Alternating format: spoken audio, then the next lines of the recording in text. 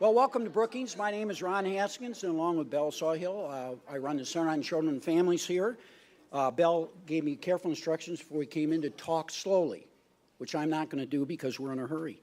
You have bios for everybody, so I'm going to give very brief introductions. I want to talk more about the substance of our event and of the administration's policy than introducing the speakers. So I think the most important thing to say is that the Obama administration has been the most venturesome, maybe the most risky in its education policy of any president, I think, in my lifetime, in their attempt to improve education in America. The Race to the Top provided well over $4 billion for innovative practices in K-12 education on a competitive basis, so it didn't go to every state. This caused a lot of heartache. And then second, investing in innovation, the so-called I3, investing in innovation, is bringing evidence of successful education programs and rigorous evaluation to center stage in education programming. So along with the huge impact of the Institute of Education Sciences on educational research under Russ Whitehurst's wonderful leadership, and Russ will be on the second panel, literally, for the first time, we are building an evidence-based series of educational practices that hold great promise for improving K-12 education. The imagination and leadership, not to mention the political boldness, of Secretary Duncan and his team are directly responsible for much of this progress. Now the Secretary and President Obama are proposing the biggest increase in preschool education funding since the creation of Head Start in 1965. We've organized this event to examine both the substantive and political prospects for this vitally important initiative.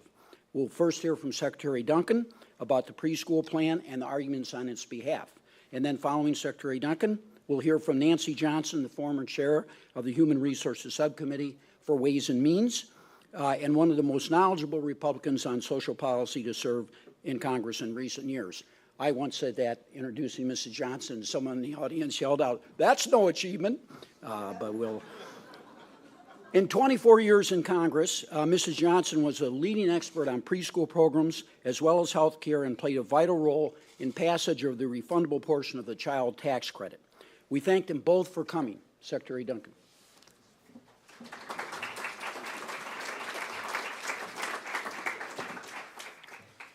Well, thank you so much, Ron, and Brookings for hosting this discussion about President Obama's landmark proposal for high-quality preschool.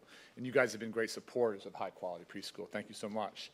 And I'm so happy to have the chance to listen to Congresswoman Johnson. Didn't know, grew up in the same neighborhood, went to the same school, K-12, and so maybe not so surprising that we agree on these kinds of issues. But thank you so much for your hard work throughout your entire career. As all of you know, and as Ron talked about, the President has proposed a groundbreaking plan for supporting and preparing our nation's children from birth through the age of 5 in a seamless continuum of opportunity. For children ages 0 to 3, the President's proposal includes a new Early Head Start child care partnership at the Department of Health and Human Services to improve quality, and it expands the administration's home visiting initiative. And home visiting is showing great results.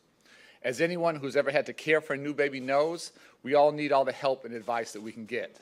And that's often especially the case for struggling single parents, first-time parents, and teenage parents. For 4-year-olds, the President's proposal would create a new federal-state partnership to enable states to provide voluntary, universal, high-quality preschool for children from low and moderate income families. These are critical, long-term investments in early learning that our country and our children desperately need. They are the best, most effective tool we have to close both achievement, and when I like to talk about those opportunity gaps, to close both the achievement and the opportunity gaps. We know that children from low-income families begin school, on average, 12 to 14 months behind their peers in language development and pre-reading skills. They start school as a 5-year-old in the fall, already behind, and often, as we know, they actually never catch up. We know that nationwide, for those children who are lucky enough to enroll in a preschool program, fewer than 3 in 10 4-year-olds, less than 30%, are in programs that are of high quality. Simply put, the current status quo is both morally and educationally unacceptable. And from a long-term economic competitiveness standpoint, it's actually just plain dumb. The United States badly lags behind other nations in supporting early learning. Out of 29 industrial nations, the U.S. devotes less public spending to early learning as a percentage of GDP than 24 of our competitors. And the United States is actually 28th among OECD nations in our enrollment of 4-year-olds in early learning. Simply not good enough. That's an embarrassment, and it's a missed opportunity for a huge return on investment. Rigorous, longitudinal work by folks such as Nobel Prize-winning economist James Heckman, also at the University of Chicago, found a return of $7 to every $1 of public investment in high-quality preschool programs. Children who went to preschool have fewer special needs as they move through school. Less go into special ed. They get better jobs. They have better health, and they commit less crime. A 7-to-1 ROI. That's a much better return than any of us would typically get in the stock market, in real estate, or anywhere else that we can put our money. Obviously, no study is perfect or fully represents our diverse nation, but the cumulative evidence over 4 decades is absolutely compelling. High-quality preschool gives children the foundation they need to succeed, not just in school, but in life. And let me just briefly mention a couple other examples. 4-year-olds who have gone through Tulsa, Oklahoma's preschool program start kindergarten 7 months ahead in pre-literacy skills and 4 months ahead in math skills. The Tulsa program has small class sizes and well-trained teachers, both features of President Obama's proposal. A recent evaluation of the Great Start Readiness Program in Michigan found that 58% of the state preschool participants graduated from high school on time, 58%, compared to 43% of non-participants from similar backgrounds. And the impact of Michigan's preschool program on-time graduation rates was even larger among students of color, 60% versus 37%. Think about the power of that, almost doubling high school graduation rates. And in New Jersey, the follow-up to the Abbott preschool program, a study continues to find that high-quality preschool programs increase achievement in language arts and literacy, math, and science through 4th and 5th grade. Despite all the evidence, dramatically expanding high-quality preschool poses real challenges. And these days, getting folks here in Washington to do anything productive together, quite frankly, is a challenge. But for all that reality, for all the dysfunction we see here in Washington, I'm actually confident. I'm hopeful that these challenges can be met because I see the leadership already across the country, from Republicans and Democrats and independents. 27 governors, more than half our nation's governors, as well as the mayor of D.C., reference early learning in their State of the State addresses this year. These state leaders, regardless of party affiliation, recognize that early learning helps prepare young children for educational success, provides crucial support for families, and ultimately strengthens our nation's economy. As Colorado Governor John Hickenlooper said in his State of the State address, early childhood education is one of the best investments we can make to ensure Colorado's kids are competitive and prepared for the future. Washington's Governor Jay Inslee also gets it. He said, and I quote, "We need to invest more where we get the biggest return in high-quality early learning programs." Governors from states as diverse as Hawaii, Indiana, Kentucky, Massachusetts, Michigan, Missouri, Ohio, Vermont, and West Virginia, all of them, all called for expanded access for preschool for more of our nation's 4-year-olds. And when I talked to Alabama Governor Robert Bentley, a Republican, after the president unveiled his preschool proposal at the State of the Union, Governor Bentley told me he felt the president had stolen many of his best lines. So clearly we owe him one, and so I want to quote from Governor Bentley. And he said, "I truly believe by allowing greater access to a voluntary pre-K education, we will change the lives of children in Alabama." And Governor Bentley isn't just talking. He is absolutely walking the walk. Just last week, he signed a bill investing more than $28 million in Alabama's preschool program to provide 1,500 more children with access to high-quality preschool. And we're seeing many other governors working hard in providing real leadership to do what's right for their kids and ultimately for their states. Governor Susana Martinez says this year the state will be able to support all 40 preschool programs across New Mexico that applied for funding. And And she recognizes that to get a child reading by the end of third grade, you must start exposing them to books, letters, and sounds long before they enter school. This Friday, I'll be traveling to Georgia, our nation's first universal preschool program for 4-year-olds, in a state that President Obama highlighted as a leader for high-quality preschool when he visited Georgia in February. In Atlanta, I'll be standing with Governor Deal, another Republican who made a promise in his State of the State address that he recently, like Governor Bentley in Alabama, that he recently kept. Governor Deal requested, and the legislature recently approved, a $13 million increase in pre-K funding to add 10 additional days to the preschool year and increase the salaries of deserving teachers. That is state leadership that helps children, and that's exactly what the President's proposal seeks to support. The Preschool for All plan would help all states keep their promises to our children and ensure that more than 1 million additional kids, regardless of zip code or family background or income, are ready to succeed in school and beyond. Now, I've had the opportunity recently to visit preschool classrooms all over the country, including Delaware, California, and most recently in Michigan. Governor Rick Snyder and I visited the Perry preschool program in Ypsilanti, where 50 years ago, a group of preschoolers first participated in a famous study that has found preschool's benefits continue well into the adult years. In Detroit, Governor Snyder and I sat scrunched together in tiny chairs and read the book The Rainbow Fish to 4-year-olds who were fortunate enough to be getting an outstanding, high-quality preschool program. And like other governors, Governor Snyder tells me there are not enough programs to meet the real need in his state of Michigan. Yet, despite tough budgets and difficult economic times, these governors and many, many others are absolute champions for young children. They are prioritizing early learning because they know that in America, education must fulfill its role as the great equalizer. It must be the one force that overcomes differences in race, in privilege, in national origin. In Washington, we are ready to follow their lead and support their efforts to transform the life chances of our nation's children. We're asking Congress to help support these governors in all the states in a historic federal-state partnership. The President's Birth to 5 proposal is not only an essential investment to build a foundation for prosperity and entry into the middle class, it is simply the right thing to do. As Governor Corbett said in his State of the State address this year, why do we want to spend more on these programs? Because every child in Pennsylvania deserves an equal start in life, and I intend to see that promise kept. Like Governor Corbett, I believe that every child in America deserves an equal start in life, in rural America, in our cities, and in our suburbs. So let's invest to bring every child to the same starting line. Help us get our nation's public schools out of the catch-up business. Let's keep our promises and reinvigorate the nation's commitment to equal opportunity. It's time. Our children and our country, we cannot wait. Thank you so much. I look forward to the questions later. Thank you.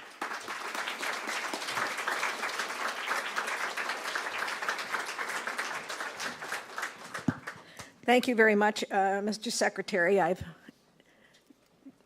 admired you the years that you've been Secretary.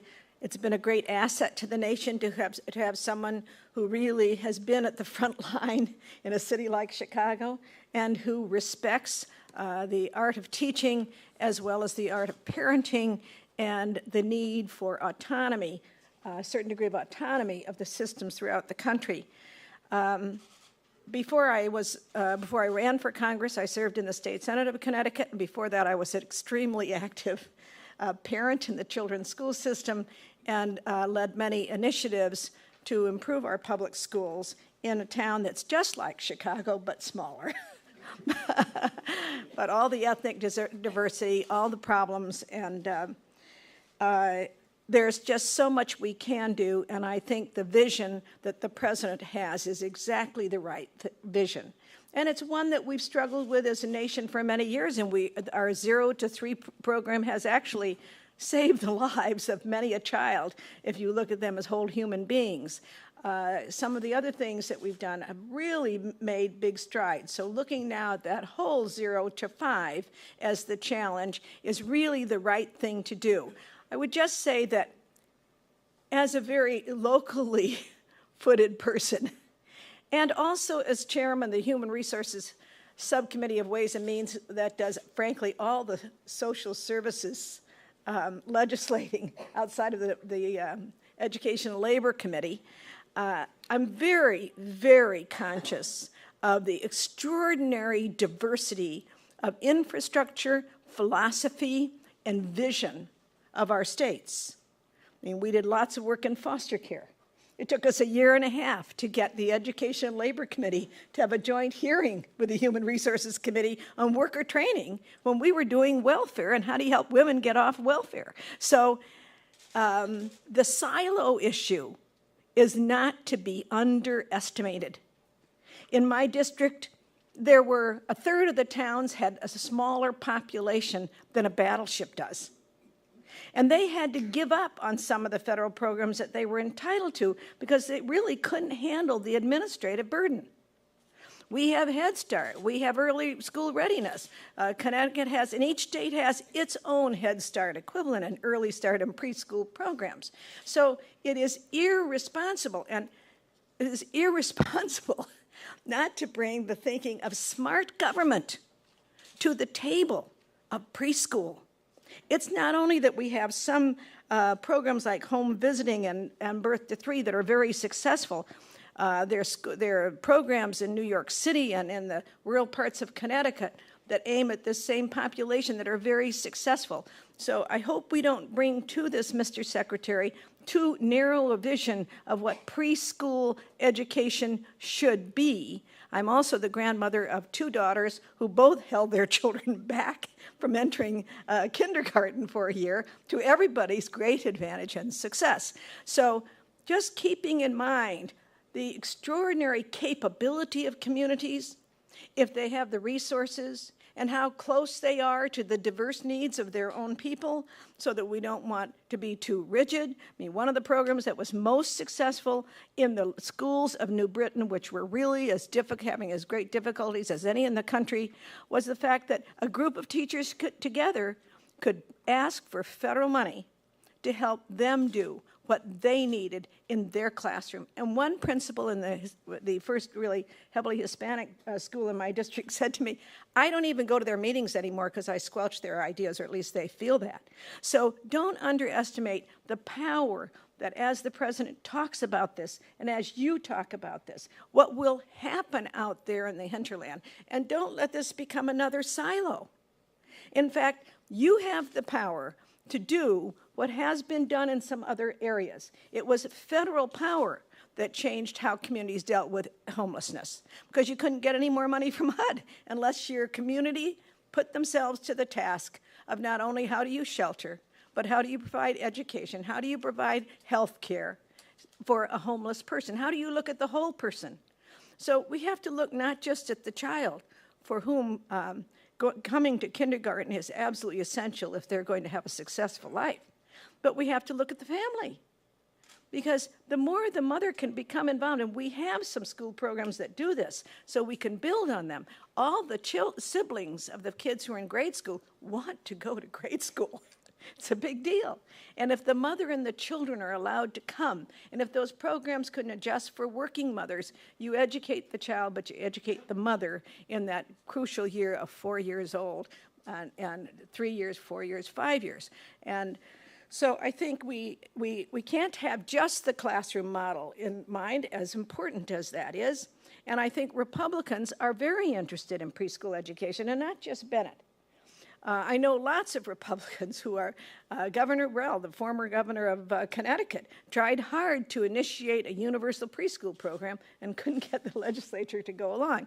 So it's not a question of the vision, although it is, and the leadership of putting forward the vision, absolutely, hugely important to change. But we have to build on the blocks that are there, and in every state there are successes. And if states could just begin by doing an inventory of success, regardless of where it resided or under what program name, that state would know a lot more about how they can achieve your goals. So I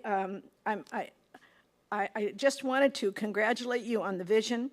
I want to thank you and the president for your leadership. And I hope that you will not contribute yet another silo to the silos that are, in my mind, the biggest impediment, and I say that thoughtfully, the biggest impediment to real change. The children have already changed. They learn differently. Look at the way they use all that technology that's such a struggle for me. And so the way they are going to learn, the way they are going to share with each other, the way they are going to move along is different. And since they always did learn differently, those technologies will take advantage of that and feed to it, and so must our teachers. I like the idea, though, of this partnership. I like your emphasis on mastery excellence of preschool teachers and coaching. All that coaching could be translated into a non-classroom setting as well. So thank you for being here, and I look forward to the panels.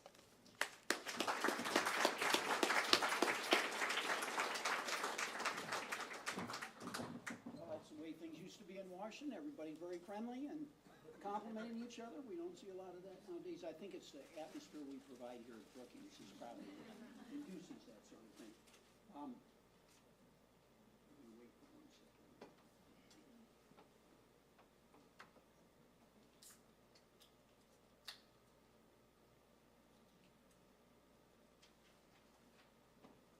So, Mrs. Johnson, you'll be glad to know the first thing I want to ask about, and that I agree with you is crucial, is this issue of silos. So we have a huge amount of money in Head Start.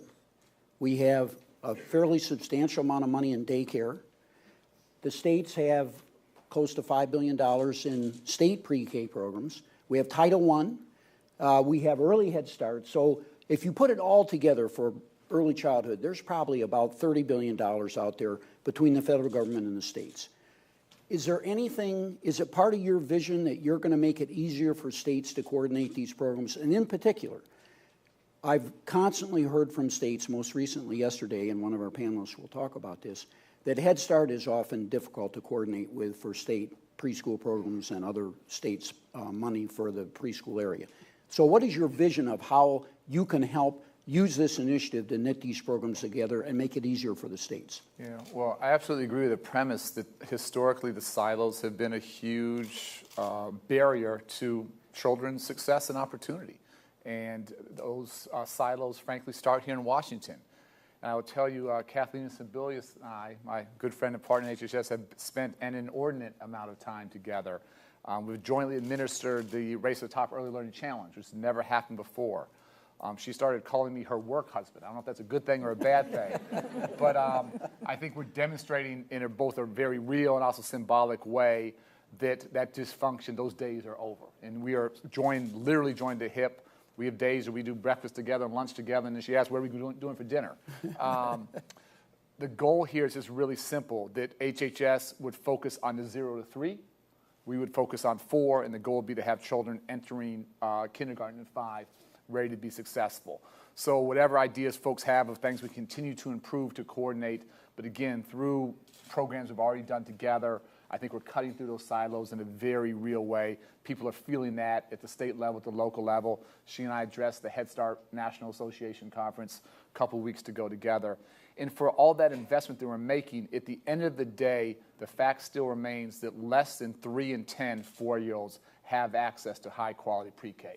So there's tremendous unmet need out there. That's what we have to meet. We need to meet it efficiently and thoughtfully and productively, but to act like there's enough money to help all the kids who need it today, that's simply not the case. We have tremendous number of families and kids who need more than what they have available. Nancy, you want to add anything to that? No, I think it's, Okay. well, I should add one thing. That's very interesting what you say about you and the secretary. What I worry about is that little rural school, Yeah. and it doesn't get down. Yeah. And the states are incredibly bureaucratic, and they take the bureaucracy you put in, then they imitate it and repeat that, and then, so it is very serious, and if you could perhaps put more public stress on that and talk to states and governors, go to the Governor's Association, and maybe be more specific, because both parties talk about smart government, but nobody does much about it. So I'm glad to hear that. All I can say is faster forward. Yeah. Yeah. So, Nancy, this bill is not going to pass unless it gets through the House. And it seems that the House especially, but to some extent the Senate as well, the Republicans are determined to stop almost everything that the president wants to do. Do you see any prospect that Republicans could sign on to not only a preschool program that spends $75 billion, but also a tax increase on a sin tax, granted, but still? So what are the prospects that the House would come around and enter into negotiations, do something serious, not accept it as it is, but like in the old days, let's have a negotiation? Do you see that happening? Absolutely, it's possible. If you look at what's happening about the exchanges, I was fascinated to find that the deals that are being made have to do with allowing states to offer the people above 100% of poverty, up to 138%, the right to be on the exchange and use the Medicaid money to be in the exchange. But get this, because this is the critical thing. They're allowed to offer them programs. Now, Medicare does not allow this. They're allowed to offer them programs that reward wellness, reward sticking to your regimen if you're a diabetic, reward health, and serious lifestyle changes. Now, those kinds of plans are proving all over the employment sector to save money and improve people's lives. But Medicare explicitly does not allow any variation in co-payments and so on and so forth. So the structure of Medicare doesn't allow the assistance and support and the provision of special supports to people who need it the most. And so I was very interested. This was explicit in one of the states that recently made the agreement that they could offer these kinds. I think it was Iowa. So if we could just do that now rather than later, that way we don't use the word block grant, which everybody seems to hate, but actually you've got to have far more state flexibility and autonomy. And it's a time when you could actually say, we will eliminate the requirements here if you'll eliminate those in your state grants.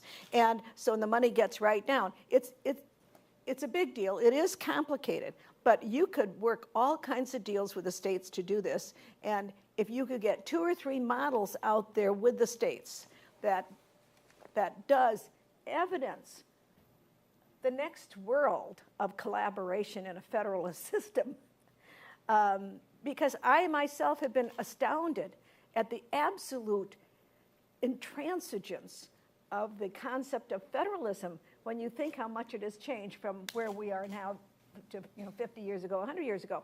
And I think with this secretary's experience, he could do that. So I think if we could model that, then the issue of how much is going to be saved administratively at the state level and the federal level gets folded into funding this. And then if you need a little extra money, you can get a little extra money. But you can't start out and just pass a new tax for a new mandate for 4-year-olds to go to school. But Nancy, here's the shocker. You can't get any of those wonderful benefits unless the House approves the legislation. Well, that's why the House... So my question is, why are you optimistic about the House doing it? Because I think there's a kind of a bipartisan approach that could be taken and needs to be taken at the beginning, not at the end of the process.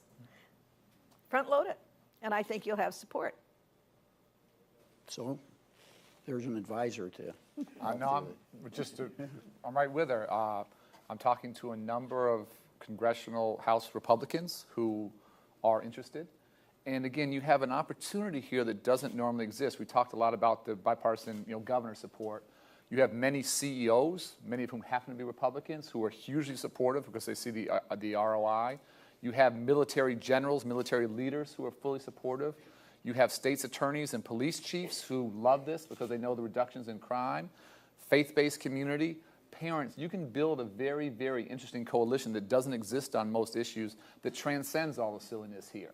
So again, anything productive these days is definitely a heavy lift, but if there's going to be any area where folks can come together, I think this one is ripe, and there are these unlikely allies that make me think there's a real opportunity. You mentioned several Republican governors. I know you visited the state already, and you're soon going to Georgia, and I understand from your talk and from your staff that you've talk with other Republican governors. Do you see that there's a way that you could use Republican governors, or that they, of their own volition, would try to influence their representatives from their state and the senators to vote to support something like this? So again, we're having conversations with governors and their staff, but these guys aren't just talking. They're walking the walk. They are making these investments. They are trying to put, in tough economic times, real dollars behind this.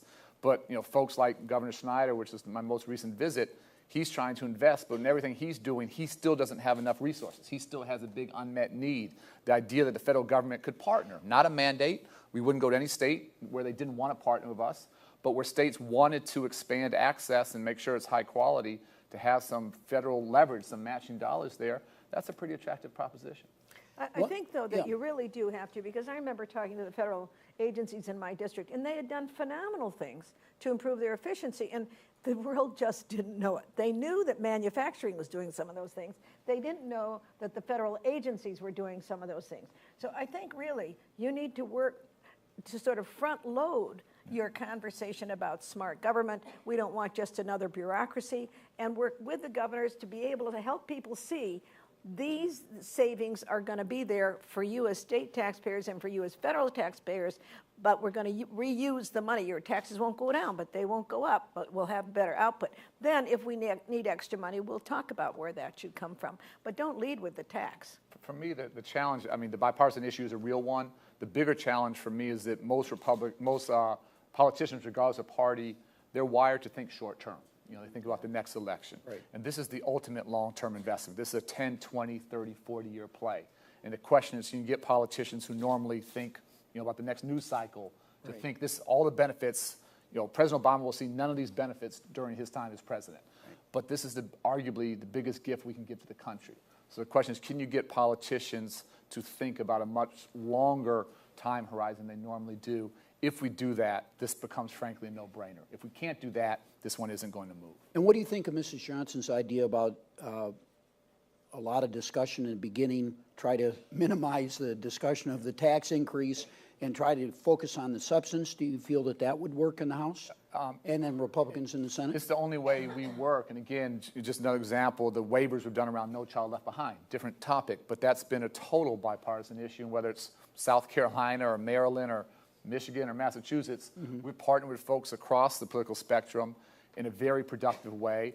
My whole mantra is sort of loose on means, give people lots of room to move and to be innovative and be flexible, tight on goals, have a high bar. And frankly, this has been a really underreported story by the media because there's been so little controversy. Yeah. All these people working together, doing all this creativity, no one's yelling and screaming at each other, so people lose interest. So I think people know we have always worked by listening very, very closely, having a high bar, giving people lots of room to move. And so this is not a new tactic or a turn for us. The only way things get done is if at the front end, real input is heard, and we make adjustments and we compromise and never let the perfect be the enemy of the good. But that's been our mode of operation from day one. Another thing that's fallen through the cracks a little bit, and this administration has clearly done more than any other administration, is home visiting. And already a very large initiative. Almost every state has money from this initiative. In order to qualify for the federal money, which is a neat thing you guys do, is make them do the right thing to qualify for the money. Some people don't like that, but they organized their programs much better than they were before and coordinated them. You made them use the federal dollars only on programs that had demonstrated evidence of success and rigorous experiments. And now you're proposing another big piece of money for home visiting. Are you optimistic that that could be passed? And how does that fit into your vision? Yeah, so again, for me, this can't be, the part coming out of the Department of Education is the largest share, the $75 billion for pre-K, for 4-year-olds. But this is really about a $92 billion investment, and it has to be 0 to 4. It has to be all the way 0 to 5 to get kids ready for school. But we were just talking in the car ride on the way over, this idea, this reality that kids in more affluent homes, kind of homes we grew up in Hyde Park, but by the time they're 4 years old, they have heard 30 million more words than children coming from welfare families. 30 million more words. Think about that. Think about what that does for the rest of your life. You must live in Washington, huh? There's 50 million more words here. And so if we're serious about closing these opportunity gaps, yes, we need high-quality pre-K at 4, but even that's late. And so getting to these young moms, getting to these teenage moms, getting these first-time parents, helping them understand that you can't just put your baby in front of the TV and you can't say bad child, bad kid all the time. Every parent wants the best for their kids. They just don't always know. So having it, not at 4 years old, but at 4 days old and 4 weeks old and 4 months old, help all the way through. That can help parents who traditionally really struggle do what they want to do, which is give their child a chance at a decent life. All right, audience, we'll give you a chance to ask questions. Now, let me caution you, please ask a question, not make a long statement.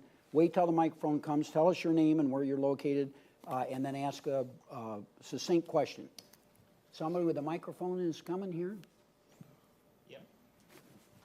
Oh, right there, here. Right here in the, thank you. Thank you, Annabelle Fisher, Alexandria.news, but I'm also here as a licensed clinical social worker who has worked with Head Start. And my suggestions are, and having worked with Head Start, it is a good program. It has shown outcomes for pre-K. I would like to suggest that in Seattle, I did this as a home-based contractor and in the school. I would like to suggest that you raise the guidelines, financial guidelines, so more families can participate in the Head Start program.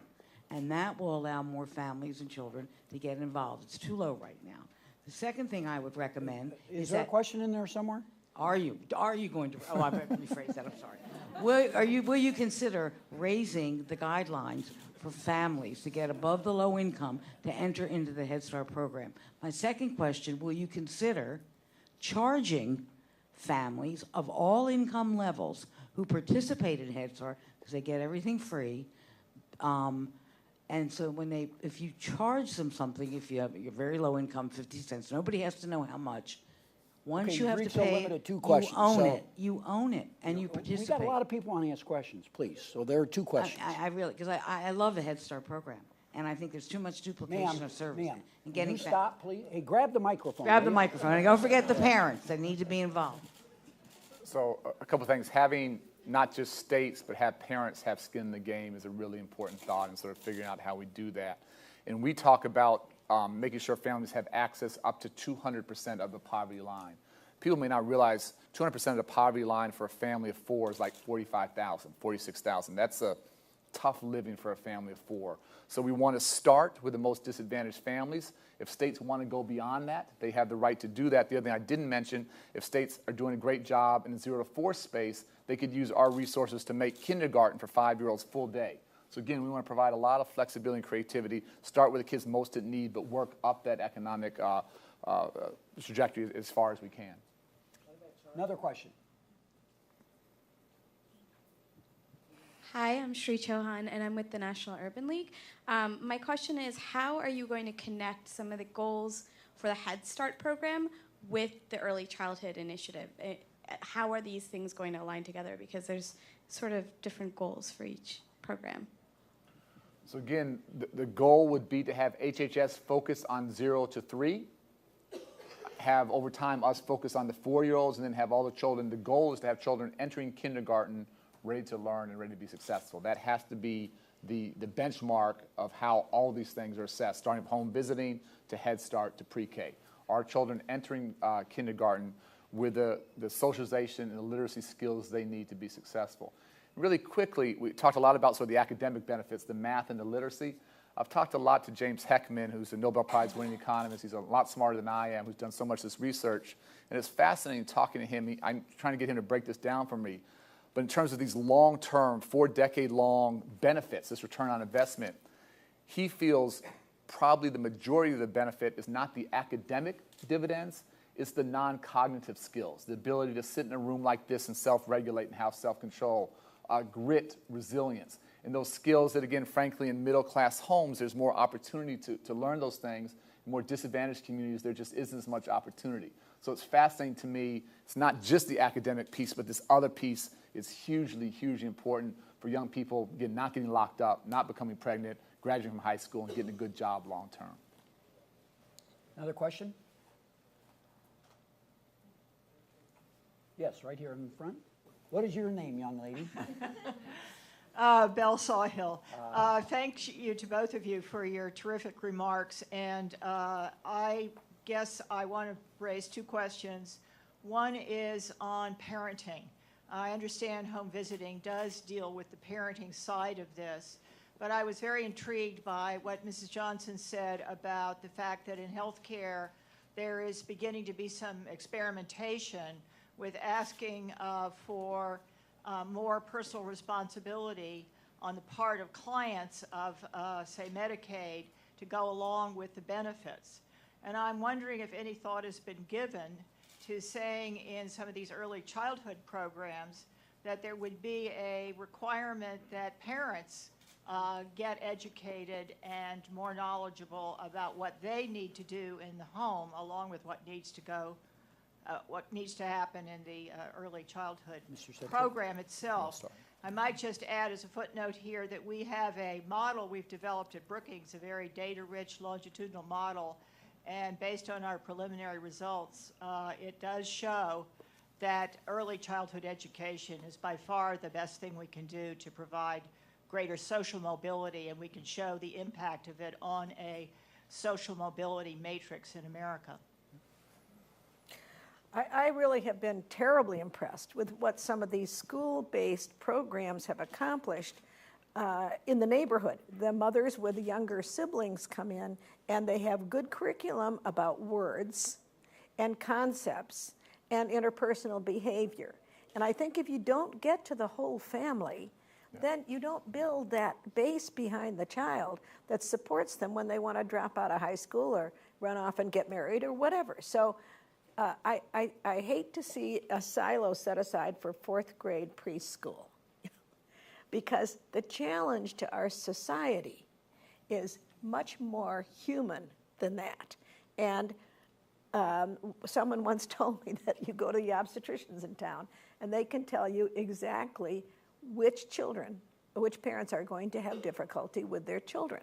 And, that is one indicator. But single parenthood is a terrible challenge for any parent of any age, and we underestimate that. So there are ways you could funnel this money into a community, or at least give the community the challenge of how would you make sure that any parent, that your physicians, any parent see, you could use that then not only for words, but for the mental health screen. Yeah. You can catch early family problems. I was chairman of the Child Guidance Clinic for many, many years at home, and we developed a program to go out and educate the parents at PTAs to just show them that you could do something about those programs. And now that there's much less prejudice on that issue, you can fold a lot of that into fourth grade education because the parents, you can get them involved. But if you fail to get them involved, you only do half the job. So. Yeah, I think it's been a very consistent theme that's hugely important. How do we engage parents very differently in their own children's education and in their own education? That's obviously part of Head Start's goal today and how we measure parental engagement. I want to be clear. I don't want to deny access to a child whose dad is locked up and whose mom's on crack. That's exactly the kind of child we need to serve. But we should be holding ourselves accountable for increasing parental involvement in their children's lives and in their education. One thing we haven't talked about is, again, we're really agnostic in terms of who delivers this high-quality pre-K. So it could be school systems, it could be nonprofits, it could be social service agencies, it could be churches, it could be whoever. So folks, we're the roots in the community where there's some trust. I think that's so important to engage parents. And again, if we're trying to do this by ourselves, we'll do some good. There'll be a limit on how far we go. If we get parents actively involved and engaged, their kids, I think, are in an entirely different trajectory. And how we hold ourselves accountable, how we measure that over time, I think will be hugely important to this effort. I would just like to add here one thing that is not well known, but the Postman School at Columbia developed a Free to Grow program that develops Head Start and is very much more effective because it asks the questions that the whole family needs to, that involves the whole family, like drugs and alcohol. And at first our Head Start people were reluctant to do that, but once they got over it, they felt so much better. The families did so much better. So we become part of barriers to whole family development because we don't want to talk about the hard things. So I hope you'll look at the Free to Grow. I tried to get the Congress to lay that on Head Start, but they were Has to be changes are- evidence-based, though. All right, well, Ms. Secretary, thank you very much for coming, and Mrs. Johnson, Oh, thank thank you. you. I You're really welcome. appreciate it, and please join me in thanking you. If I could be of any help to you, be sure and let me know. Come back. I'm at Baker Dot. Yeah. All right, so what a wonderful panel we have here. I'm really looking forward to what they have to say. I think I have some good questions for them. As our practice, we'll start out with opening statements, and then I'll follow that up with some questions. So right here on my right, doesn't seem right, does it? But Roberto Rodriguez. I've been working with the administration for the last, say, 5 or 6 weeks to plan this event and discuss preschool, and it's pretty obvious to me that Roberto from the White House is coordinating things from the White House, so he's playing a very important role in this. We're really glad to have him here to give us sort of the inside scoop and defend the administration against all these other panelists who will be attacking viciously his program. So we'll look forward to that. And then all the way down at the end, on the far right, as it were, is Russ Whitehurst. Russ is the person I mentioned in the beginning that started the Institute for Education Sciences and did a magnificent job. National Academy of Sciences once said that we know nothing about education interventions. That's probably 15 years ago. But thanks to Russ and now this administration, we have lots of random assignment studies. We have lots of evidence. Very good. And Russ knows a lot about preschool as well. Jenny Owen from Duke University. It's so hard for me to say something from Duke. We couldn't get anybody from UNC, so we settled for someone from Duke. And Jenny heads an organization at Duke called the Center for Child and Family Policy. So that's a good name for an organization, right? That's, in case you hadn't noticed, that's our name too. We copied them.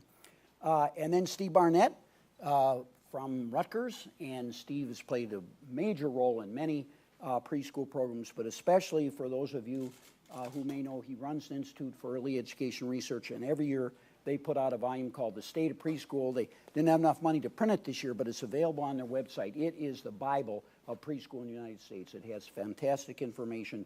If he didn't do it, nobody would. It would take you 3 days to figure out how many states have what kind of standards, and now you can do it in 3 minutes. And then finally, Linda Martin. We're so pleased that Linda could come. She's the Deputy State Director for Economic Services in the state of South Carolina, so her department has jurisdiction over the preschool programs. And we felt it was necessary to have a state perspective here. I have some questions for you to try to confuse you in a few minutes. We'll begin with Roberto. Great. Well, thank you so much, Ron. I want to thank Brookings for the opportunity, and I'm happy to join this esteemed panel today. And I'll try to pick up here where our secretary left off. He really, I think, did an outstanding job of presenting the plan here. We're really excited about the opportunity that we have, particularly for our youngest children, to really take an important step forward as a country in providing the type of high-quality early learning experiences and opportunities that we know are just so essential for their later success in school, for their later success in life, and ultimately for our economic future. I mean, I think when you look at the fact that we rank 28th out of 38 developed nations in terms of access of 4-year-olds to high-quality early learning, you begin to really recognize that there is an economic imperative to this work. And certainly our administration comes at this both from the important opportunity that early learning can provide to help our children be well equipped to succeed in life. But also, we know that for our country's future, we have to do better in these early years in providing a high quality opportunity for all of our children to be able to be successful. So let me unpack briefly the 3 elements that are part of the President's initiative that he announced as part of the State of the Union and were further illuminated with his budget. And you heard Secretary Duncan talk about our Preschool for All initiative. This really is the final piece along a broader continuum of proposed investments here by the President. The first is a piece that was touched on a little bit in this first panel around home visiting. And our administration has been really proud to expand voluntary evidence-based home visitation now across all 50 states to over 200,000 young children and their families. These are opportunities for nurses, for social workers, for parenting educators, for other early educators to really visit at-risk families and provide them the parenting skills, the nutrition, the maternal and child health, and the early learning and cognitive supports that they need to be able to equip their children for success at the earliest point in their life. And there's just such strong research that shows what a difference evidence-based models make in this space. Our administration supports about 12 different models that meet the highest standards of evidence through home visiting, and the president has proposed expanding that program, investing $15 billion through 2023 to expand that program to reach 185,000 additional children and families. We believe that that's one of the most important things we can do really at the earliest time in a child's life, is to provide that opportunity, and we have a whole host of evidence that shows what a difference it makes to cognitive outcomes as well as social and emotional outcomes that the Secretary talked about. The second piece of this really is proposed investment in a new approach to expand the supply of high-quality care for our infants and toddlers, for our children 0 to 3, through a new Early Head Start child care partnership. So this is a $1.4 billion proposed investment on the discretionary side of the budget. The model here is to really bring the standards that we know make a real difference in the environments in which our infants and toddlers spend time, bring those standards into our child care subsidy system, and foster greater partnerships between our Early Head Start providers and between our family child care providers to make sure that the environments in which our infants and toddlers spend time, their child care environments, are of the highest quality, that they're meeting their social and emotional needs, that they're maximizing their opportunities to learn and to develop, because we know what a difference that makes. You know, we believe we have over 1 million children right now, about 1.6 million children in our child care subsidy system. We believe that if we can bring some of these early Head Start standards into that environment and raise the quality, either through across certain states, through networks of providers, in communities particularly that are communities that are in need, we know that we can have a tremendous impact on that for instance, that vocabulary gap that you heard mentioned of about 50 points between our more affluent children at age 3 and their less affluent peers. And then finally, of course, is the investment, which we do acknowledge is a bold, ambitious investment of $75 billion over a 10-year period, really, to expand preschool for all children. And the Secretary talked about this. I just want to underscore the point in particular that our approach to this is not to establish a new permanent silo at the federal level where we will subsume the responsibility on a permanent basis for all of our 4-year-olds in pre-K, but rather to help accelerate the momentum that we have underway across 40 states in beginning to establish state-funded pre-K programs. And what we want to do there is to make sure that we're meeting states where we are, not where they are, not with a one-size-fits-all approach, but with some solid standards that we know will help accelerate enrollment and participation in the state-funded preschool programs, whether those are programs at the community-based level, child care centers or other providers, or whether those are programs that are delivered through our schools. States have a very different mix, and I'm sure you'll hear from Dr. Barnett about the panoply of programs that are out there currently with the states. We believe there's a strong federal role in accelerating the participation in high-quality programs. You heard the Secretary say fewer than 3 out of 10 of our children actually participate in high-quality programs. So we want to provide the opportunity to really put ourselves on a path to lead the world. We should be, if we are going to continue to be the world leader economically, we need to be sure we're leading the world in providing the opportunity for our youngest learners to be able to be successful. And certainly all of these opportunities, from home visiting to high-quality child care and infant and toddler care, leading to high-quality pre-K, ultimately leading to a full day of kindergarten, right? Because we have to have that continuum of learning time for our children as they transition into the school system.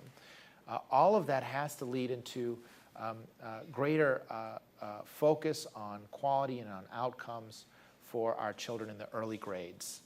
We have today a situation where at grade 3, we have achievement gap that looms large, and that puts too many of our children at a significant disadvantage if they are not reading at grade level to not be able to graduate.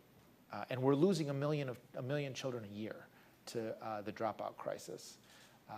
Really solving that crisis and meeting the president's charge of delivering the opportunity that every child needs to succeed, that has to start early. That has to start in these early years. And so we've made early education and the panoply of investments that I've described here, we've made that a major thrust of our second-term agenda. And the president has visited Georgia. He's been around the country, was up in Baltimore just a couple weeks ago now, visiting an early learning program. And he's going to do all he can to work with Congress to see that we make the progress we need on this agenda. Thank you for that clear statement. Russ Whitehurst. Thank you. I'm pleased to have the opportunity to talk about this. I've been writing about this some. Some of you will know. And so I want to come at this as best I can from a research perspective. And so let me give you some background. I think what I'll describe here is not in dispute, but is worth having on the table. First fact is that children from as Secretary mentioned, children from low-income families, minority families, start school behind. There's a substantial achievement gap, and to date our schools have struggled and not succeeded in closing it. So the differences exist before children come to kindergarten. Preschool programs can have an impact and narrow those achievement gaps, and so starting early with a good preschool education makes a difference. States with the largest proportions of low-income families, who therefore need to do the most to provide more preschool opportunities for children, are also the poorest states and most challenged in having the finances to do that job. The federal government has a long-established role in providing aid for the education of the disadvantaged. It does that in K-12. It's a legitimate role, and I think it's perfectly appropriate to extend that to pre-K.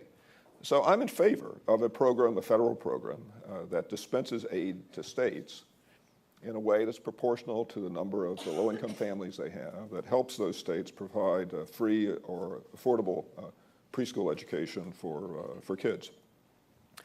For me, there's some issues with the plan the Obama administration has presented. Again, I've written about these things. You can Google Brown Center chalkboard Whitehurst, and you'll get some of that writing. Examples are the requirement that teachers be paid and credentialed in the same way as K through 12 teachers is going to drive up the cost considerably, and there's very little evidence that credentialing has much of an impact on the quality of interactions in the classroom. The Secretary mentioned choice today and letting a variety of service providers be involved. In fact, there's none of the narrative from the administration includes any provision for choice, and there's a requirement that the funds be dispensed by states either to school districts or school districts in partnership with other organizations. And kids are going into school districts that are failing them, and I'm not sure we want school districts to be central to the provision of pre-K services. What I want to talk about today is some data analysis I've been doing in the last week or so where I'm trying to address the question of what's the likely impact of expanding pre-K for 4-year-olds on measurable outcomes. And I want to focus on fourth grade reading in NAEP. NAEP is a national assessment. It's given to representative samples of children in every state. It is the nation's report card. Teachers can't teach to it. So it's a good outcome. And the first one we have where we can, in terms of a child's development, it allows us to compare performance across states. And I've used the very good data from Barnett's organization on pre-K enrollment to look at variations in state pre-K enrollment in 2006 as they are associated with NAEP scores 5 years later in 2011. And my question is there an association between the level of pre-K participation at the state level and later NAEP scores for that same cohort of kids? And I've done that adjusting for differences among states in their demographics and wealth, because that drives student performance in ways quite independent of the schooling system. There's a great range of pre-K enrollment. It ranges from, in 2006, from 0 in 10 states to 70% in Oklahoma. And of course, there's a great range of performance on NAEP among kids. So the good news for advocates of investment in state pre-K, the correlations are positive and statistically significant. The correlation for the wonks in the audience is about 0.30, which is a good-sized correlation for any kind of education intervention. And the relationships I see in the data make sense, at least to me.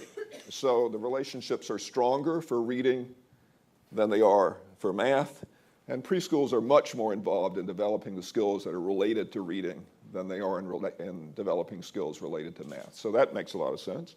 And the relationships are stronger for the groups that should most benefit from preschool. So they're stronger for Hispanics and other minority groups than they are for whites. They're stronger for children who are eligible for free and reduced price lunch than for affluent kids. So all that makes a lot of sense.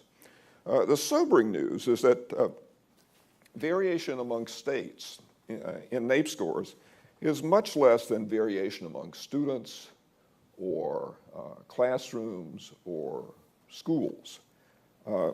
So existing differences among states in all of their education policies and practices account for a relatively small amount of the differences that exist among students in their achievement outcomes. And you can think about this intuitively. It probably made a lot more difference to you the teacher you had in your classroom than the state in which you lived in terms of what you learned. And that's the intuition I'm capturing with the data. The student standard deviation on NAEP happens to be about 30 points. The state standard deviation on NAEP happens to be about 4 points. And so in other words, there's not a lot of variation among states, and there's a huge amount of variation among kids. So if we increase the state's performance on NAEP relative to other states by 1 standard deviation of state differences, that is moving a state from the 50th to the 84th percentile in terms of states, or from the 25th best state to the 8th best state, a huge difference, it would be associated with a 4-point change in NAEP. Not a big difference. I've crunched the numbers with respect to the pre-K enrollment figures I mentioned earlier to see how they might be associated with changes in NAEP, since pre-K is, of course, only a small portion of the overall state policy and practice that might be related to education. And what do I find? I find a 16% increase in state enrollment in pre-K would predict about a 1-point increase in NAEP 5 years later. That number is bigger if you focus on kids in greater need, but that's the average figure. So what do I conclude from this? There's a positive association between enrollment levels in state pre-K and later academic achievement. That's a good thing if you're an advocate for the expansion of pre-K programs. Should these associations, and they're just correlations, truly reflect a cause and effect relationship, then raising the level of state pre-K enrollment would certainly enhance academic achievement. However, the impact of very substantial increases in the level of state pre-K enrollment would likely be modest, on the order of magnitude of a few points at most on NAEP in 4th grade.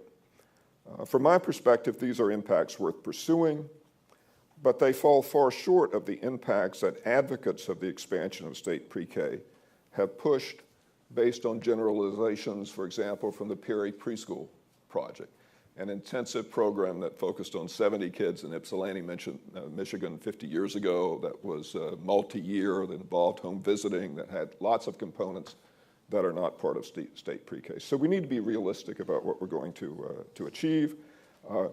We need to think carefully about the cost and the benefits and figure out how to minimize the former while maximizing the latter. For me, that means targeting these programs on the kids in population that are going to benefit from them the most. I think we're likely to find a benefit ratio there that is worth pursuing, though certainly not 7-to-1. And I think the politics of this on the Hill require the administration to think less about strings tied to the money and more about providing the money to the communities and states that have the greatest need for it. Thank you. Thank you, Russ. Jenny Owen.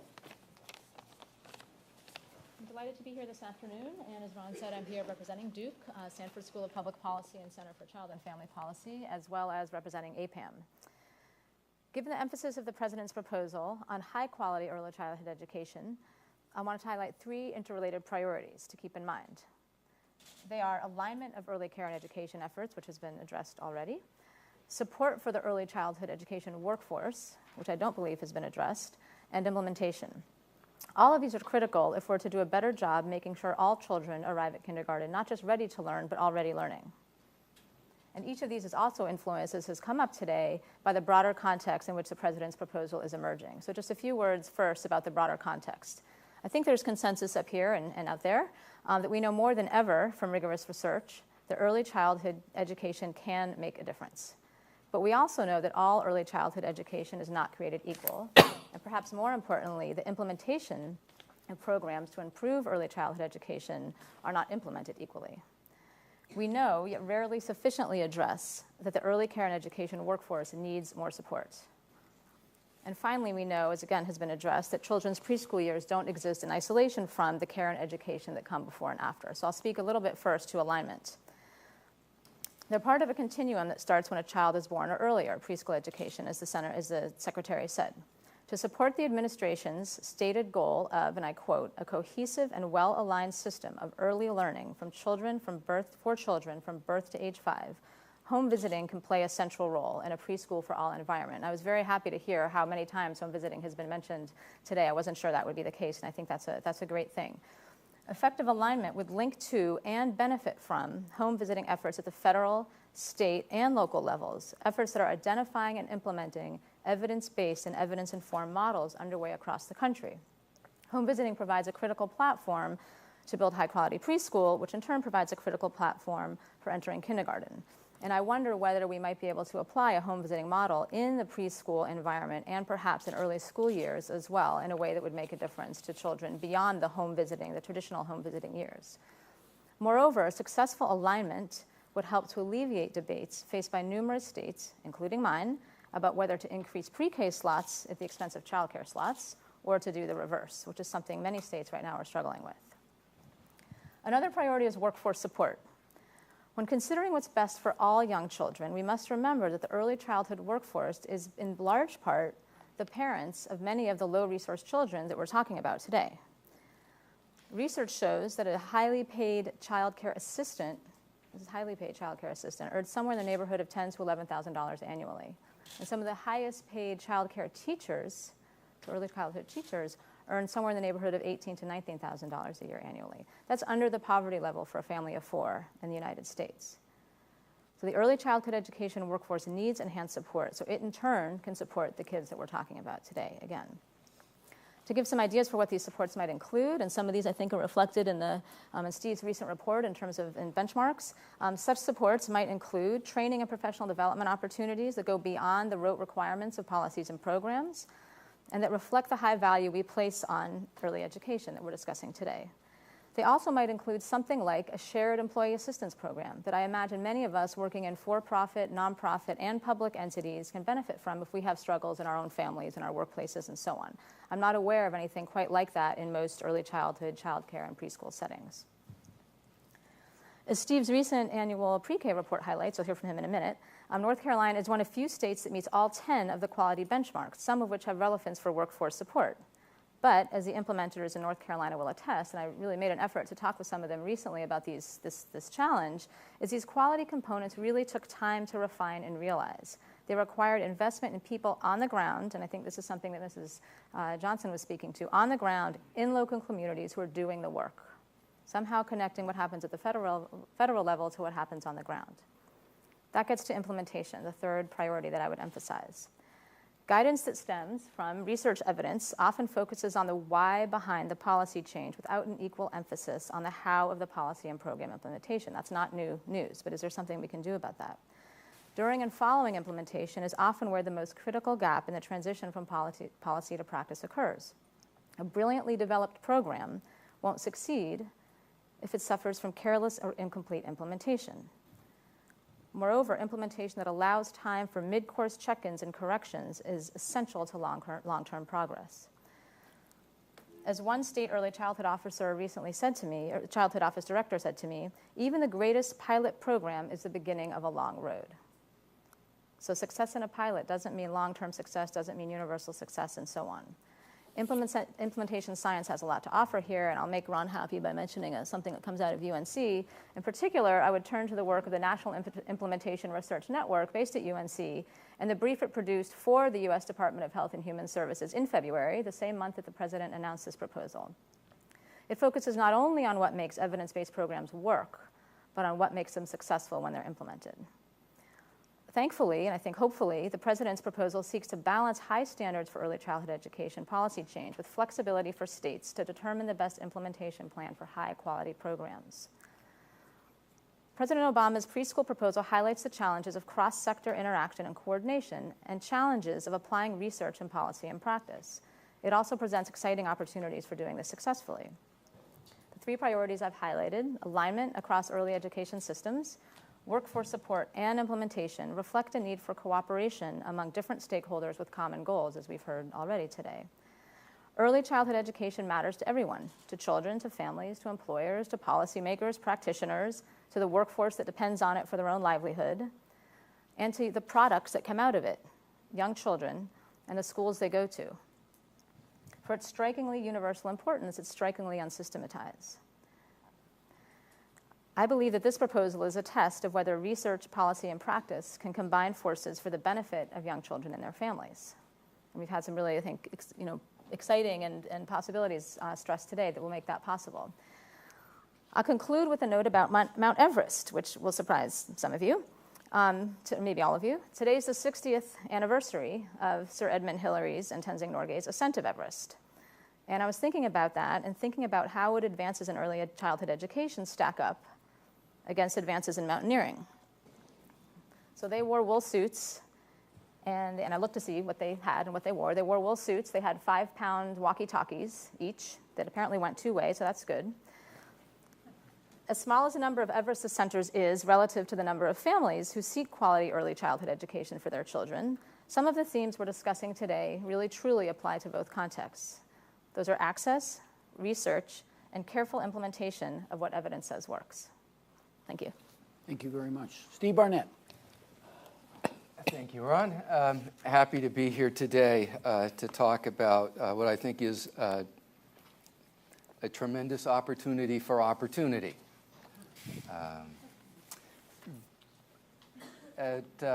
We have some educational problems in the United States. I don't think they're necessarily the problems that people think they are. Actually, for example, I think our public schools perform pretty well overall and have been steadily improving over time. And it's remarkable to me how little the improvements in kids' test scores over the last couple of decades, how little attention is given to that. Because then you might have to say, gee, I wonder why the public schools are getting so much better instead of talking about how terrible they are. I also think that while we talk a lot about the achievement gap, that in many ways that leads us to frame the problem incorrectly. We don't have an achievement gap in the United States. We have is an achievement gradient. Right? We have a continuum that links family, human, and economic capital and resources with children's achievement, and it's a lot steeper than it is in many other countries. But there's no sharp cutoff, right? And so it turns out that while kids in poverty have high failure rates and high dropout rates, 1 in 10 middle-income kids will fail a grade and be held back. 1 in 10 middle-income kids will drop out of school. So if you want to solve the school failure problem in the United States and you focus on poor kids, you will miss most of the problem. And I also think it creates a kind of us-them dialogue that is unhelpful politically and unhelpful programmatically. And we have a history of 50 years of targeted programs that I think is a history of 50 years of failure. Why do I say 50 years of failure? Well, so we have a problem. We have some solutions. Part of the solution is high-quality preschool programs. The evidence is quite clear they can produce substantive gains, and that if those gains are large enough to start with, they can produce persistent gains. And they produce persistent gains far up the economic continuum, right? Not just up to the poverty line or even the low-income line, which, by the way, at this point, 200% of poverty covers 50% of American preschoolers. Right? So preschoolers as a group are not doing particularly well on the income continuum. So you have a problem, you have a solution, and we've been trying for 50 years to do this with a targeted model. And yet today, most low-income kids do not have access to preschool. Most low-income kids do not have access to quality preschool. Now, that's partly because most kids, as the Secretary and Roberto said, most kids don't have access to even a good preschool, right? So about a third of preschool classrooms, based on actual observation, qualify as good or better. Right? But a lot of kids don't go to preschool. So if you look at the percentage of kids enrolled in a good preschool, if your parents have graduate degrees, it's almost a third. If your parents are high school dropouts, it's 1 in 10. Right? So that's exactly backwards under a policy regime for 50 years focused on targeting. Now, targeting doesn't do a very good job of reaching the kids it's supposed to reach. Half the kids in Head Start by the end of the 4-year-old year are not poor. So it's not just that they don't serve enough kids. It's also that targeting doesn't work very well, in part because we target by income and income moves. That's a good thing. But it means it's not a very practical policy for reaching the kids that we want to reach. And then added to that, there's a substantial body of evidence that kids don't just learn from their teachers, they learn from each other, particularly in the areas of language and literacy. So low-income kids actually gain more from programs where they're not the only kids in the program. And if you ask most parents what their preference would be for sending their kids to a preschool program, they would pick a program that was open to all kids and not just a program for poor kids. And that's just as true for poor families as it is for anybody else. If we look around the globe, we don't see, as far as I know of, any examples of countries that adopted targeted programs and have successfully enrolled all of the kids that they're targeting. We do see a lot of programs that are universal, that pretty much enroll all of the low-income kids. And outside the United States, the benefits of those programs are not as lopsidedly in favor of low-income kids, in part because I think they're higher quality, and you have to have a higher quality program to benefit a kid from a higher income family. Right? So if we have lousy programs, they mostly just help poor kids. And not very much, but at least they help those kids. So to me, the administration's proposal has tremendous number of advantages. It is a systems change proposal. It isn't just about changing programs for 4-year-olds. But for programs for 4-year-olds, it is insistent that they be high quality, which is where we get a payoff. It is insistent that it be a program that's open at least to 200% of poverty and that incentivizes enrolling all kids, which again I think is the right direction in terms of impacts and politics.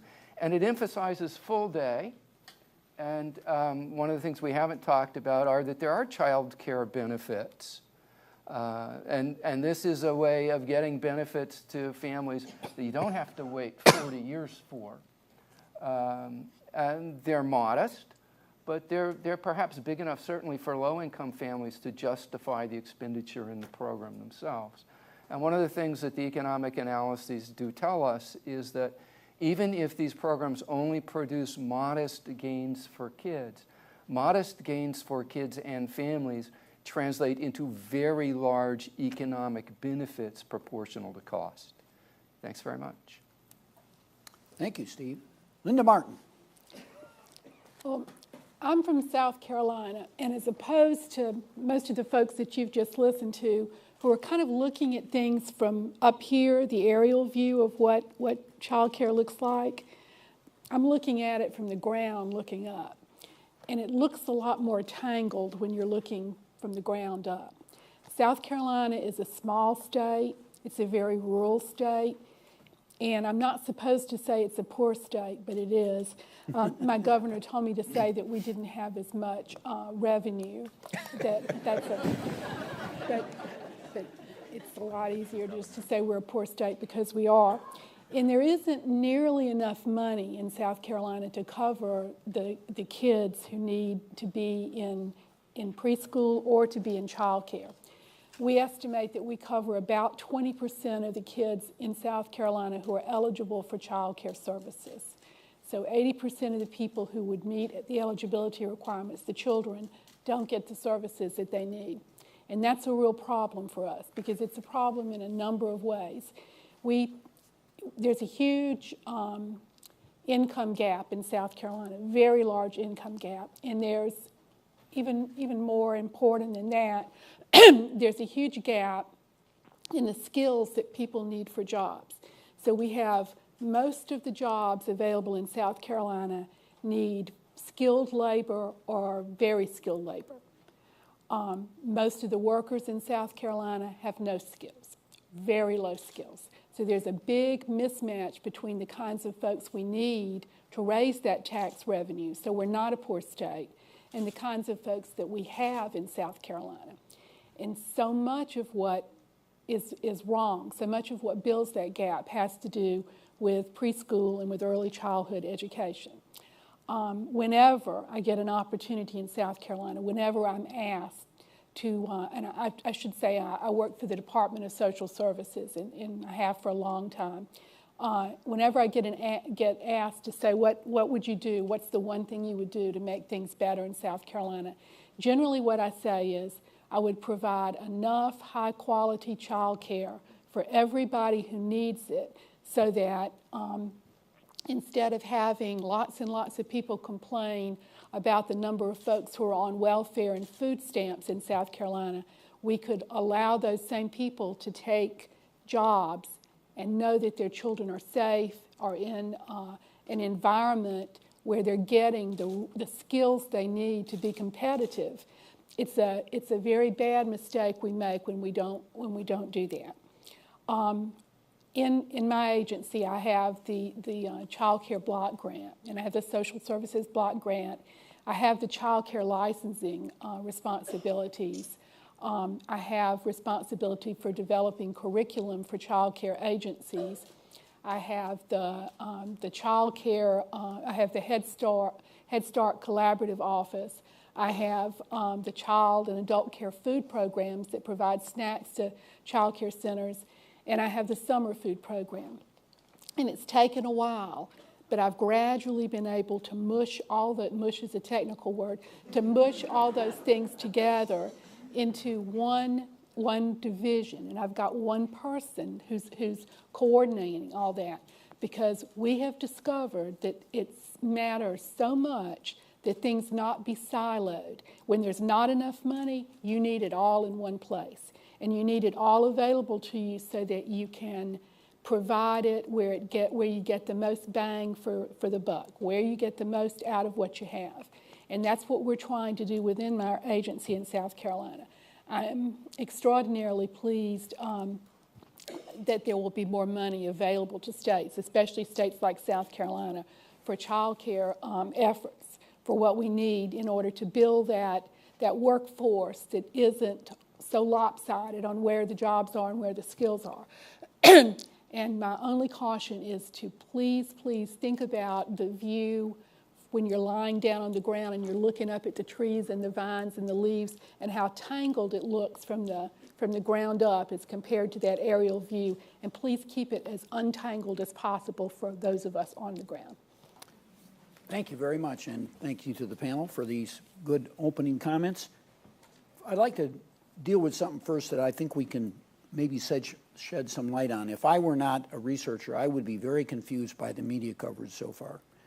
We get articles by very well-known people like Charles Murray that say that the evidence on preschool is really extremely checkered, and that we really shouldn't count on big benefits from this big investment that Obama's going to make. And then we read things from NEAR, which doesn't have the circulation of the Wall Street Journal, but that there are all these very good evidence. Steve has done, he didn't mention it, but he's done a meta-analysis that shows pretty substantial impacts going all the way up to kids over 8 years of age. And if they're high-quality programs, you get even bigger impacts. So help me resolve this. What could we say to the American public that says either both sides are right and here's the explanation about how they're right, or one of them's wrong? What have we learned from research about the possibility that if we spend $75 billion, we're going to get a big payback? Well, can I use the technical term mush? Yes. So the more you mush the research together, and it's different studies with different methodologies of different programs, the more you get an answer that's not relevant to any particular program that you might want to consider. So we have, for example, a large-scale national Head Start impact study that found some benefits at the end of the Head Start year, but no benefits that lasted into elementary school. So I think it's better to talk about that research when we're talking about Head Start than to mush together findings. When we're talking about state pre-K and its likely impact, I think we need to look at research on state pre-K and not research on something else. So it's a broad topic, and depending on how you slice and dice it and how you mush it together, you can get a different answer. And the answer is not necessarily the wrong answer, given what's been mushed in, but it may not be the answer that's most relevant to the policy decision that's on the table. So what is most relevant to a proposal like the one the president is supporting? Well, I think we have a lot of variation among the states in terms of having state pre-K and participation levels in state pre-K, and I think looking at that, though it remains simply correlational data, is relevant, or I wouldn't have done it as the exercise to help here. So I think looking at state programs widely implemented is probably the best evidence on what we're likely to get if we extend and expand such programs. Steve, what do you think? For the most part, I agree with Russ that there's a huge variation. There are state pre-K programs that are not nearly as good as Head Start, and I'm sure they don't even get gains out of the box. And I think on the other side of that, there are programs that are more intense. I mean, New Jersey's program costs about $13,000 per kid, and almost all that money goes into the classroom. So there's a much greater resource focus on educating those kids than in most other programs, and so I think you get bigger outcomes. If we look at the meta-analysis, programs that had a focus on intentional teaching produced bigger cognitive gains. Programs that had a So focus you're on, unmushing now. Yeah, so you're unmushing and you're saying, individualization, one-on-one, small group, that produces bigger gains for kids. These are not shocking, right? That if you put more of your resources into the classroom focused on educating kids, that you get bigger educational gains. But state preschool programs are all over the place in terms, so they're not, and that may well be true. I mean, Head Start is probably more uniform, but I suspect also there's considerable diversity there as well. But so when you look at just increasing quantity of state pre-K, I think you'd get very modest impacts, which is why the emphasis in the administration's proposal on a small number of quality standards, I think is important with adequate resources. So it's not so much the credential of the teacher that's important, it's paying the teacher an adequate salary.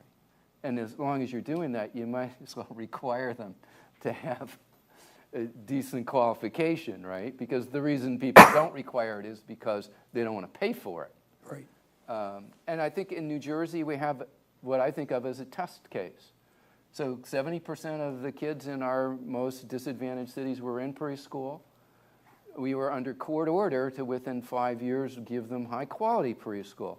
And we can show that the quality went from mediocre to poor to good to excellent over less than a decade.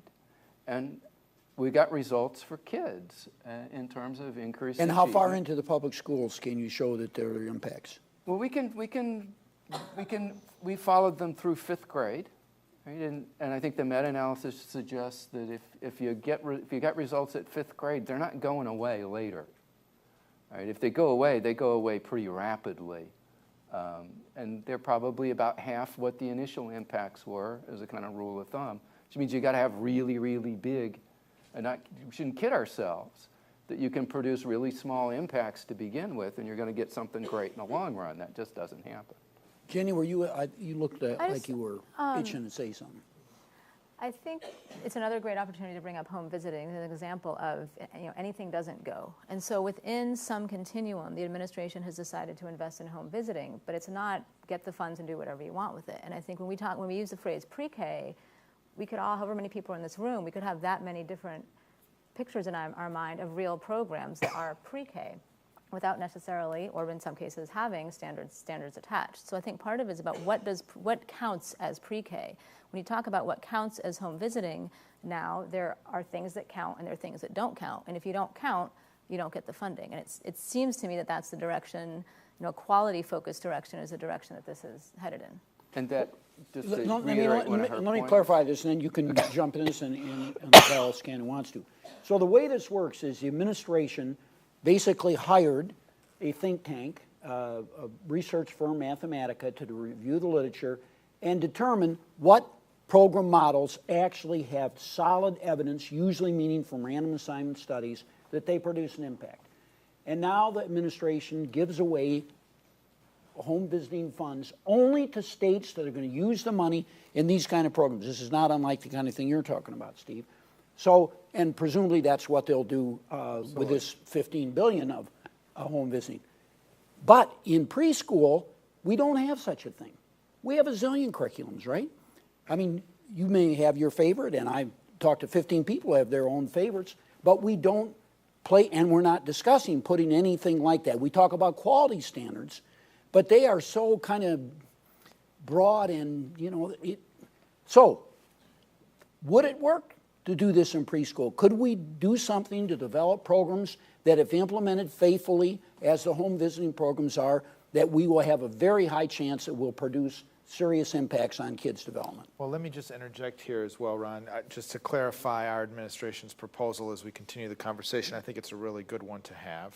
I've worked on education policy for a long time. There are vigorous debates on every education policy issue and research on both sides. Our clear read of the research here is that quality matters tremendously. And I think particularly when you parse out results. There are, Steve has done work, but there are hosts of other meta-analyses by the Federal Reserve Bank, by others, that show that the return on high-quality programs is particularly strong. Return varies depending on the program you look at, $3, $7, beyond. But quality matters greatly, and this has been a driving principle for our for the development of our own proposal. I mean, I think it's helpful, and I appreciate Russ's sentiment of support for pre-K, and particularly his contribution to the work here from a research perspective. I do think we need to look at the correlation, not just of the current state of our state pre-K programs, to the NAEP, but actually correlation of high quality early childhood. And again, the majority of states out there are delivering pre-K, but many of those states are not delivering the level of quality pre-K that we know returns on investment. So we've said we want to be a partner in that as a federal government. We want to ask you when you come in to do three things: to show that you have quality standards and some level of early learning standards, to show that you have some level of state staff qualifications, and to show that you have some ability to link your preschool system and data system to the broader K-12 system. Beyond that, moving forward, we want to ask you to do some pretty specific things with respect to the federal investment that would be made. And that is to make sure that you have staff ratios that are going to be adequate to make sure you're getting a high-quality environment for children. Make sure you're delivering a full day of service. Make sure that you're compensating your pre-K workforce at an adequate level comparable to the early grades in your schools, in your school districts. To make sure that you're implementing an evidence-based pre-K curricula. And again, we're not going to make that determination, but there are plenty of folks out there that have looked at the curricula across these programs and know what is real teaching and learning from what is babysitting in certain perspectives.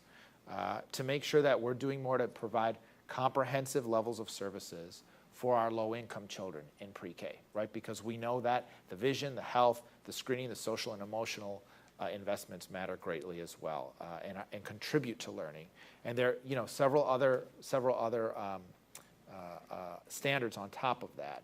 Those are the types of standards we'd ask states to implement moving forward with our investment, and we'd provide a set-aside of our investment to states to improve the quality of their existing slots, of their existing programs that are currently reaching children. So let me broaden the question then from one of, we're going to say there are 8 curriculums and you have to use one of those, to something much broader, which is all the requirements that you're putting in order to get the money, state standards, standards for teachers and so forth. Will that work? Is that going to increase the average quality of child care? First, audience, I think there's no question every study that's ever been done shows this huge range of quality. And I would say the most reasonable interpretation of the National Head Start findings that Russ summarized so nicely is that the programs are just incredibly diverse. Some of them are probably very good and others aren't, and they wash out on average. So it's hard to bring up a whole network of programs throughout the whole country. Is what the administration's proposing going to do it? Well, New Jersey did it, right, with 50,000 kids under court order. And I think that you talked about implementation, right? There is a lot that we don't know. The things that are in the administration's plan, I think, are probably necessary, but not sufficient. And that's why the coaching piece of this, right? So they didn't forget about it has to be well implemented. That's really important. And having a continuous improvement system in place, which we did in New Jersey, where you track the quality. Right? Is it getting better year by year? Is it getting better in language and literacy, in math, in science, not just in one particular area? Are we supporting children's social and emotional development?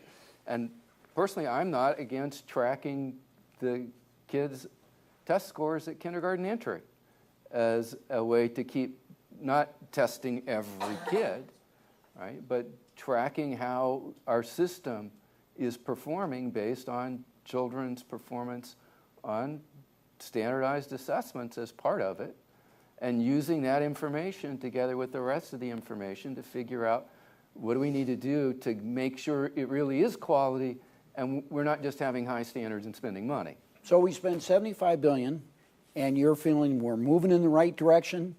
This is the right thing to do, but it's not enough yet. You agree with that, Russ and Jenny? Well, look, I've developed a high degree of caution and skepticism about evidence, about efforts from Washington to take what people think is known from science and drive that into program implementation around the country.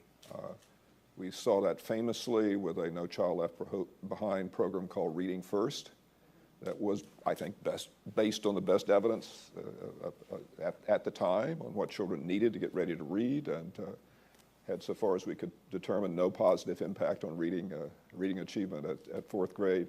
I'd be much more comfortable here that we would get where we all want to go if what the federal government would do is not provide 10 things the states have to do to get this money, but rather require states, if they accept the money, to carefully monitor progress and demonstrate that kids are showing up in kindergarten and first and second grade in much better shape than they were prior to the receipt of the money, and provide all the technical assistance that is possible to help states to help themselves to do a better job. I think that's politically viable and is in the end more likely to work, because once the federal government starts mucking around in this stuff and makes a mistake, it's very difficult to fix it. And so allowing variation at the state level, more options to proceed, tied to accountability for results, but not accountability for process, is the better way to go, in my view. So that's, I'd call that radically different than what the administration is proposing. In terms of the means, but not the ends. I think we very much agree on that. No, I know. I would say, we do need to have accountability for results, and I agree with that. And, you heard our secretary say, and this is his mantra across the panoply of programs that we administer, tight on goals and loose on means. As I said earlier, we don't want a one-size-fits-all approach here, because we have a diversity in approach across the states that we feel is informative and important, and our approach here and our perspective is to be an accelerant with the states in reaching additional children and bringing them into a level of high-quality service.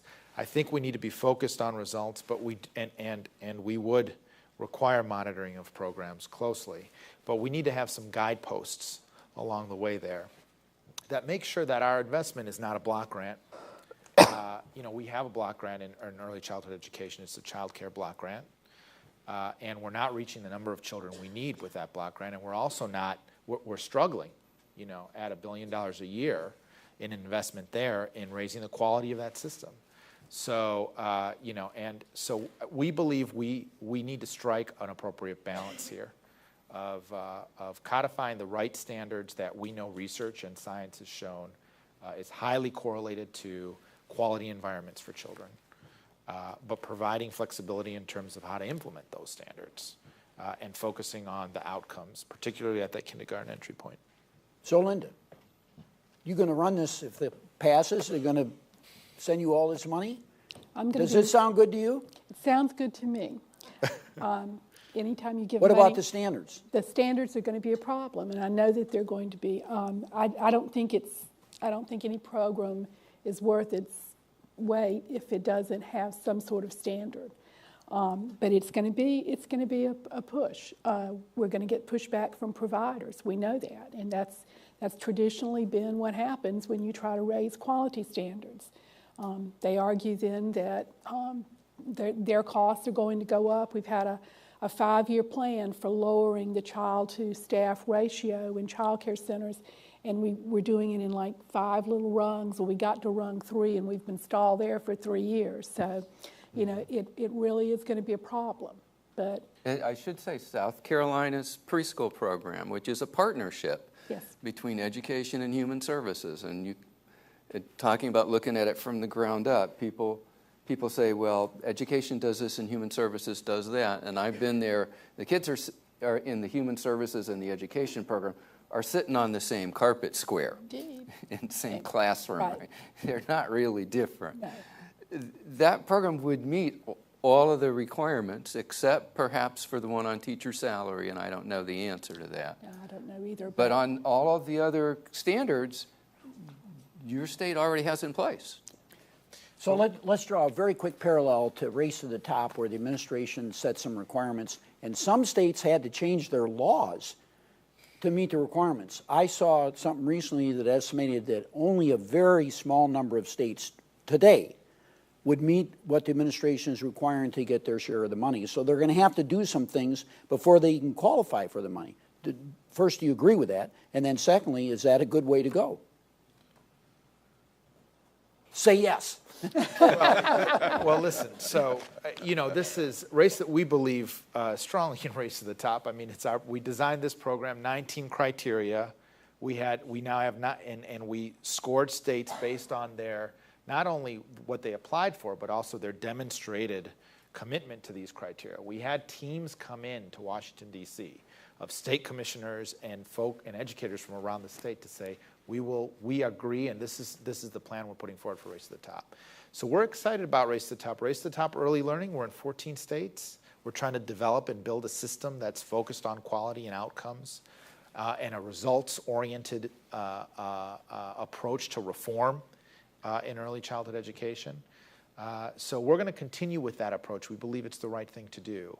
This is different than that. This is about providing, beginning with our children at 200% of poverty, but moving across to our middle-income families, providing a universal level of access to high-quality preschool.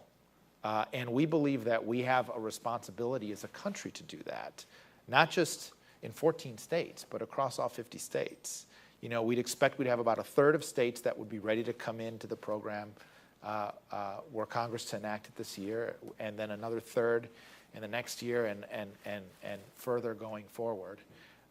And we want to work with states. This is why the bar for entry is not nearly as high as Race to the Top or as involved in terms of a competition. But moving forward, we do want to see some assurances from states around some of the standards that I mentioned. Yeah, so just to, because I don't know that would be clear to everyone. My understanding is what that means is states don't have to have all this stuff in place. That's absolutely right. To get started taking the federal money. They have to have goals to reach these. And a trajectory to reach that, Yeah, right? exactly. So the question is for South Carolina and for other states. And, the good thing is, Steve has a yearbook, and NEAR has a yearbook that actually maps some of the states according to these standards. So if you're curious about where your state is, you should go and look at that yearbook. So audience, but there's time to get there, right? And I think that's an important point as well. You don't want to say overnight you have to implement, these types of salary standards, for instance, because that takes time for states to be able to adjust and work with. So let's have some good questions. Right here, Dr. Craig Ramey. Thank you, Ron. This has been a wonderful seminar in the complexity of the development of human competence. And I'm happy to see that we might put health and human services and education into some arrangement where they are talking to one another. It strikes me that the policy issues always get chipped off and dealt with without much thoughtful connection to what is the fundamental building block of our society, which I believe is families. And getting the House to support this legislation, I think, is going to be a difficult chore.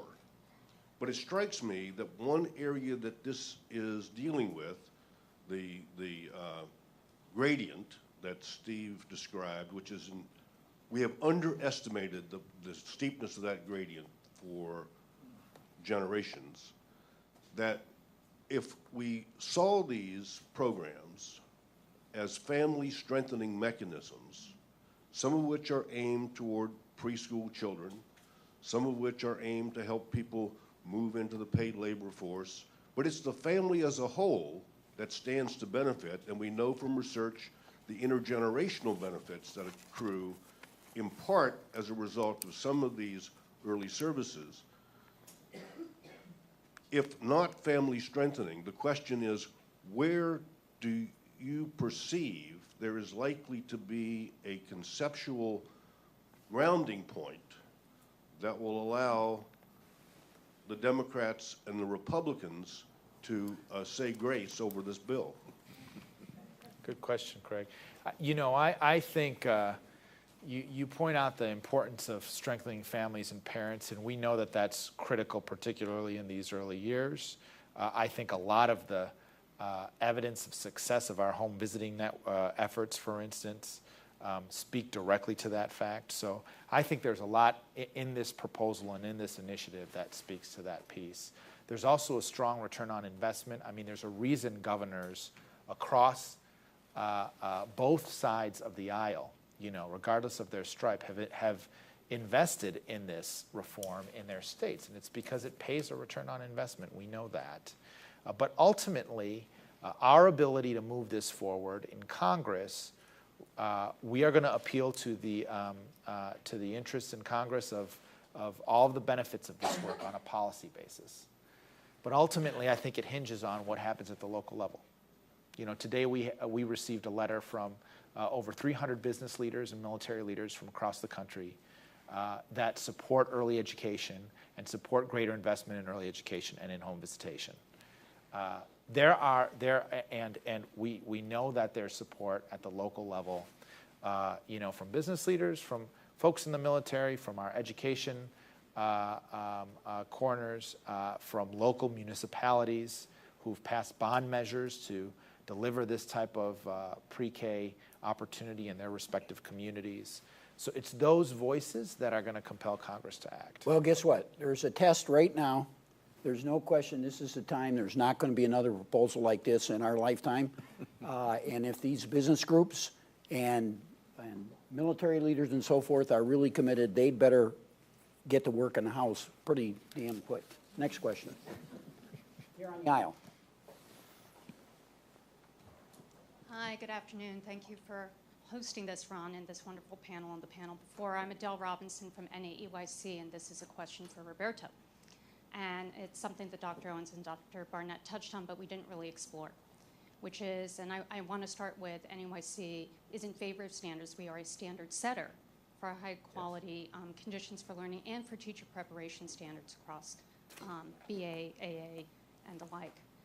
You touched on this field being very low income and being very undereducated. So Roberto, we are asking, in both the pre-K and the early Head Start Child Care Partnership, if we're really going to meet children where they're being served across all the settings and provide high quality, will the administration be favorable to using some of those funds to invest in the workforce, much like they did in New Jersey and Abbott, in the scholarships, the release time, the substitutes, and then the higher pay, so that we can both attract and retain those better teachers throughout the continuum?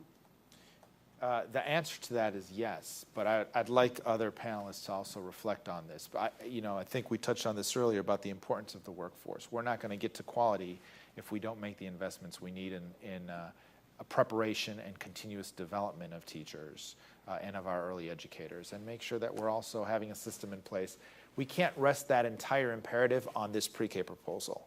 There are a set of dollars that states currently use that need to be leveraged toward that end too. So let me ask the rest of the panel. What are your ideas about a better workforce, better prepared teachers? Do they all need to have a BA? What should we do to upgrade the talent out there that's teaching the kids? Jenny. Well, for one thing, I think these two questions are really related. So I was trying to make the point earlier, somewhat to what you're talking about, that the workforce in many cases are the parents of the kids. Understand that we're not interested, I think, in a poor kids program, as has been said, but are the kids of many of the lowest income kids who will presumably be in these high quality programs. So I think connecting the workforce to those, thinking of the workforce as being connected to the children directly, not just as their caretakers, but actually as their parents, is critical. I also would hope, I'm not sitting where Roberto is, but I would hope that some of the flexibility would be in that area. So I think this question of parameters, standards, and flexibility will really demonstrate whether South Carolina, for example, could choose, you mentioned teacher salary is an area of question that you're not quite sure about, whether the states would have flexibility in that area as well as some of the other areas of meeting standards. We know a little bit about how to improve the skills and effectiveness of preschool teachers. And there are interventions out there that work. They typically focus on particular skill sets, how to more effectively share a book with a young child, or how to deal with behavioral problems in the classroom. And I think certainly that's the place to start. There has to be funding for those kind of professional development activities. We also have pretty good research that shows that a BA degree is not a predictor of effectiveness in the classroom. And So, and we also know the general skill level is pretty low. And so an argument can be made that requiring the BA and paying at the teacher level at least assures a level of verbal skills that's probably higher than the typical workforce has today. But it's a very expensive way to get to get to that goal. I mean, the other reality here is as you drive up the cost, even if they are correlated with quality, you will at least at the outset drive down access. You know, a typical state pre-K program is spending maybe $3,000 a child, whereas K through 12 is 8 to. So you do the math. But wait, Steve's Abbott is 12. No, I know that. Yeah. But I'm just saying the reality across the nation is that if you relatively rapidly ratchet up the cost of provision of the service, the provision will go down. And remember, this is the Obama administration has proposed a $75 billion federal investment, but it's a partnership with states. And over the 10-year plan, the state load exceeds the federal load. And so states will have to come into this thinking about what their costs are going to be. That's true. And how they balance the cost against the need for quality, but also the need for access. All of those things are important. I mean, to the earlier question that Dr. Ramey had about the politics of all this, I would wonder, and this is maybe a question to Roberto, were there conversations in what would I want if I were a poor parent and needed preschool access? What I would want is a nice voucher from the federal government that I could spend at the preschool program of my choice. It would not bother me if the voucher rate were tied to the quality of the preschool as rated by the state. But I'd like to be able to make that choice for myself. And it's a very different model from the top-down model we've heard here. Either it's the federal government top-down or the state's top-down. The parent has sort of left out of this, except as the recipient of wisdom from on high.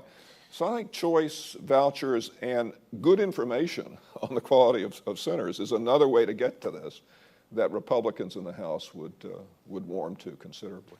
I would just Go ahead. Wait. Go ahead. I was just going to say that choice needs to come with an awful lot of education for sure. the parents, because I've seen in too many instances parents take their kids out of very high quality centers where the co-payment is a little bit of money and put them with someone who is basically got 6 cots in a circle and you sit on it because the co-pay is much less. So it really matters. Because the parent can't make the co-payment. Because and they don't know the difference. They can't see immediately the difference in good child care. Well, and there's a total lack of information. If you're shopping for preschool services, and this is really across the range of educational levels of parents, you don't know what you're getting. I mean, you talk with other parents in the supermarket, you know, what is it like there? There's just an absence of information for one of the most important choices that a parent is going to make about his or her child. And this is certainly something the federal government could have a very active role in, is making information available to support parents in their choices they have to make. Well, we can agree. We can agree, Russ and I think, on the point of the parents needing greater access to information and greater information about the outcomes and the quality of their programs. You know, this is one of the driving elements behind our Race to the Top Early Learning Challenge, is to have states really establish rating systems around the entirety of their child care programs and other early learning programs, and provide parents clear, concise, understandable information about where their children are going, and so that they can make the decisions they need. That's important. But choice, I want to be clear, choice is not the driving principle of our pre-K program and Preschool for All program. And it's not because I think there's plenty of evidence that shows that the marketplace right now, particularly for our poor and vulnerable parents, does not, choice is not delivering a high quality environment for their children. We just, there's not a supply of high quality early learning for our children that's needed, particularly in our high poverty communities. So, our approach is a bit different in that we want to make sure that there is, on a voluntary basis for the parents who want to take advantage of it, access to free, public, high-quality pre-K for their children. And you can't do that through a voucher program. I mean, we can't do that through a CCDBG child care block grant-like program. Steve, you want to? Yeah, I think the risk we have here in moving toward a compromise is that people will want to cheap out. And if we cheap out, we're going to end up spending money and not getting a return on our investment. Putting in a highly qualified teacher probably adds in the neighborhood of $1,000 per child to the cost. That's nothing like what you lose by not having a good teacher in the classroom. BA isn't correlated with success as a teacher, in part because the loose standards for what constitutes a BA, and in part because there's lots of other things that can go wrong besides teacher qualification. But if you then ask the question, well, how many programs have produced these results that we're looking for with poorly paid teachers with lower qualifications, the answer is none. Right? So we don't have an example of where that model worked. So by all means, let's not do something that has not worked. And we have lots of examples of it not working. So why would we want to do that again? The voucher model, I think, has two weaknesses. One is that you have parents spending somebody else's money for, let's face it, part of the reason we're interested in doing this is because the benefits to the rest of us, not just for their kids. And they have no incentive from purely economic perspective to take those into account, in particular when they're spending somebody else's money. And then that there is, I think, a tendency to then underfund that with the implicit, the implicit in that is that higher income folks will essentially supplement that and they'll be okay. But poor people are the ones in Florida stuck with the $2,400 preschool voucher. That's right. So we got models of this. It's not just the child care voucher program, which may actually endanger kids. But we have examples of this in preschool. You better not testify in the House and say that parent choice endangers kids because they'll run you out of the place. One last question. Over here. Good afternoon. My name is Almeda Keys, and I'm an executive director here in Washington, D.C. at the Edward C. Mazik Parent-Child Center, which is a Head Start, early Head Start program. And I've been hearing about the benefits and investments, and all of the dialogue has been very good. Thank you for inviting me. But I want to stand up today as an example of the investment and as an example of the return, because I'm a former Head Start parent. And I want to say that when you put the right supports in place for families, that families, and I can answer what poor families want because I was there. Families want to, first of all, believe that you're coming to them with a program that is real, that you really care, and that you're thinking about the comprehensive services that they need to address the needs of their children. Parents want their children to read. They want to work, they want to go to school, and they want to be empowered to go back and turn around their communities. Parents want to run for public office. They want to be able to be some of the decision makers at the table. And all of this can be done if we put the right supports in place. I stand in support of the president's proposal, and I just hope that we continue to strengthen the comprehensive services that we're offering to families. And when we think in terms of parent engagement or parent involvement, that we think about parent empowerment and parent engagement, and it's more than just reading stories to your children or being able to help them with their homework, but it's about going back into the local communities and making a difference in your local communities. We're going to close on a statement, not a question, from the audience, but eloquently stated. I hope no one does that at our next event. Please join me in thanking the members of the panel, and good day.